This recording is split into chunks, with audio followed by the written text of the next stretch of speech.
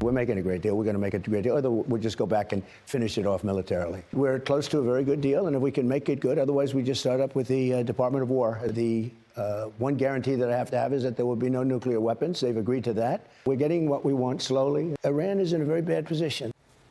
Well, any moment, President Trump could announce a deal with Iran. As a new report reveals, he's putting more pressure on the regime. Hello, everyone. Welcome to the second hour of the big weekend show. Well, President Trump is in Washington tonight as we await an announcement of a peace deal with Iran. The commander-in-chief made his terms clear. Iran can have no nukes, no uranium stockpile, and must open the Strait of Hormuz. Meanwhile, the New York Times reports that Trump is sending a new, tougher proposal to Iran that pressures the regime to accept the existing framework. Max Gordon is live in Tel Aviv with the latest. Max?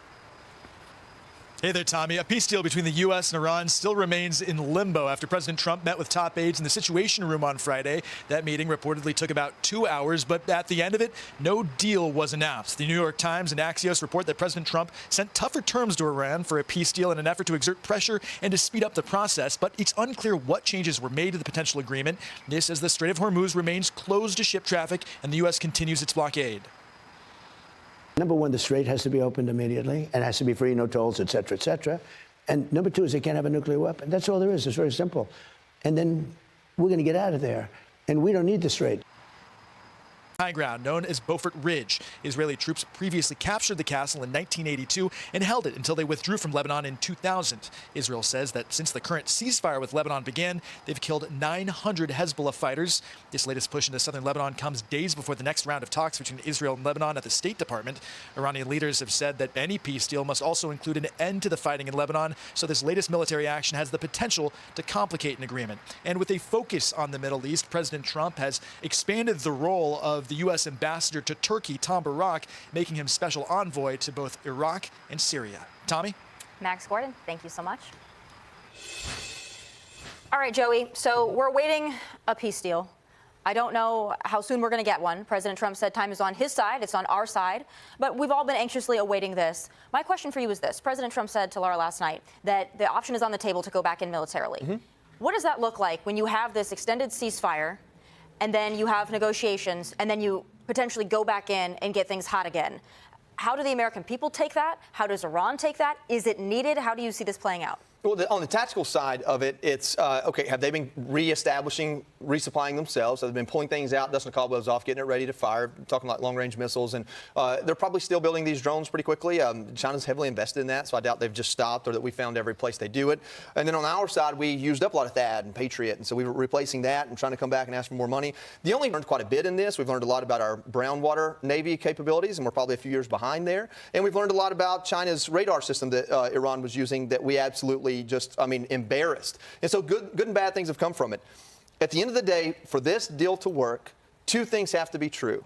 There has to be movement on nuclear because you have Operation Midnight Hammer, you say their nuclear capabilities are destroyed, and then you come back in this war or this Operation Epic Fury and say it's to get rid of their nuclear weapons capabilities. You have to match that up and show something to the American people of, one, how both are true, and two, why it was necessary. The second thing is it absolutely cannot be looked at as a peace deal to open the strait. The strait was open before this happened. He has to have a more tangible win other than that to say why this was worth it. You can get into the nuance of secret information and probably see why it was worth it, but the American people don't get to be privy to that. So you got to be able to put something on a silver plate out in front of people, especially at this point when you ran as a no new wars president.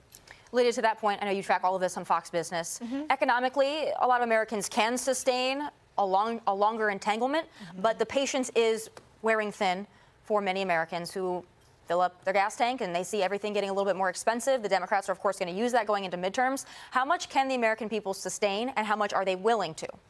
That's the great way to put the question, because I would say that we do have the opportunity to be patient here, like President Trump says, and the opportunity to offer some kind of pull some diplomatic levers with Iran and give them economic strength does not mean economic invincibility.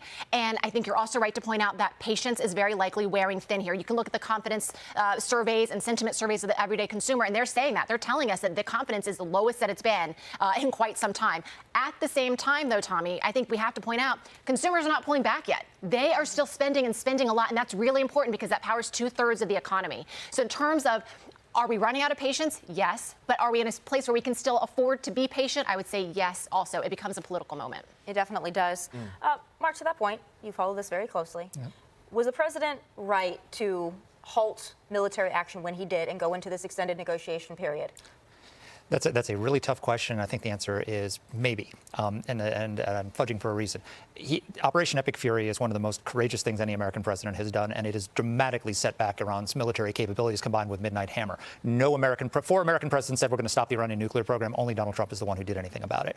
He was about 2 weeks away from finishing off the target set that he had given to Admiral Cooper. And so if he had just gone for 2 more weeks, he could have said, we've hit all of our targets. We now have the blockade. We're opening the strait, and combat operations are finished and declared victory. And I think the question you're asking about gas prices, most Americans will be comfortable saying, I paid high gas prices for a few months for victory. What they don't want to do is say, I paid high gas prices for a muddled ending, right? So he has to deliver victory either at the negotiating table or on the battlefield for it to have been worth it for the American people.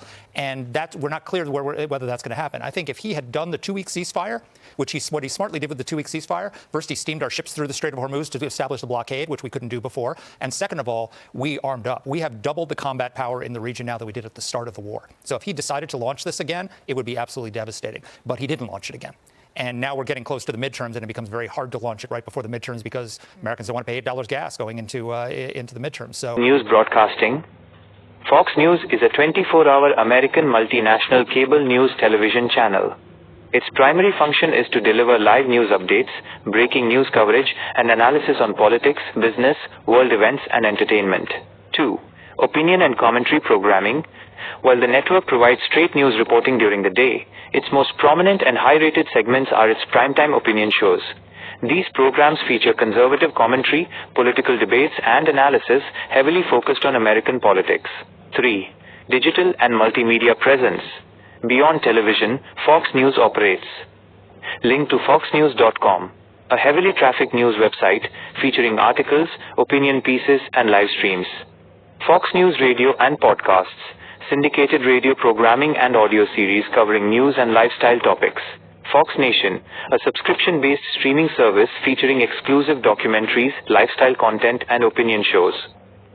Were you looking for something specific, like their current programming lineup, how to watch them, or a particular breaking news story they are covering right now?